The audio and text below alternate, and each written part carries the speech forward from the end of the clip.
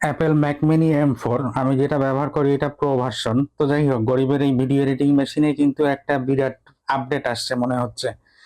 আমি এতক্ষণ ধরে টেস্ট করলাম, চ্যাট জিপিটির সাথে কথা বললাম। সেটা হচ্ছে আমাদেরকে তো এইটা একটু উঁচু উঁচু করে তারপর প্রেস করতে হতো বাটনটা। তো এখন গতকালকে আমি আপডেট করার পরে আমি যে পাওয়ার সুইচ দিলাম প্রথমে, তারপর আমি এখানে ইউপিএস অন করলাম। ইউপিএস অন করার পরে দেখেন আমার ম্যাক ঠিক অন হয়ে যাচ্ছে। এই যে ম্যাক অটোমেটিক অন হয়ে গেল। এখন অন করার পরে আমি পাসওয়ার্ড দিয়ে ঢুকি। পাসওয়ার্ড ভুল হয়েছে। আচ্ছা, পাসওয়ার্ড দিয়ে আমি ঢুকলাম।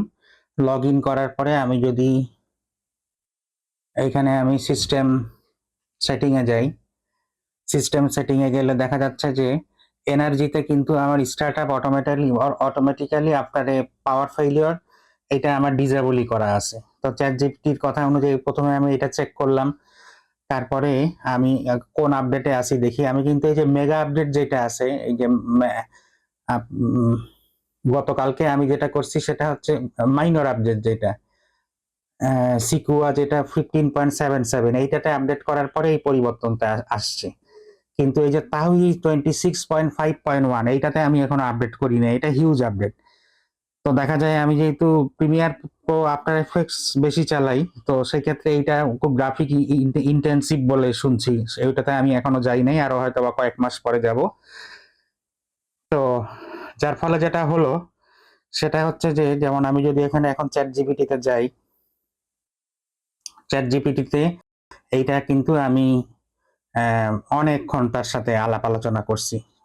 মানে সব রকম ভাবে চ্যাট জিপিটি যেটা চেক করতে বলছে চেক করছি, এবং যেটা দেখলাম যে এইটা অটো রিস্টার্ট বিহেভিয়ার এটা 15.7.7 আপডেট ফার্মওয়্যারের পরিবর্তনের ফলে এটা হয়েছে। তার মানে এখন থেকে এটা যদি, আশা করতেছি এটা কোনো হার্ডওয়্যার ফেলিওর না, এখন থেকে আমাদেরকে এখানে আর অন করার দরকার নেই, অটোমেটিক অন হয়ে যাবে।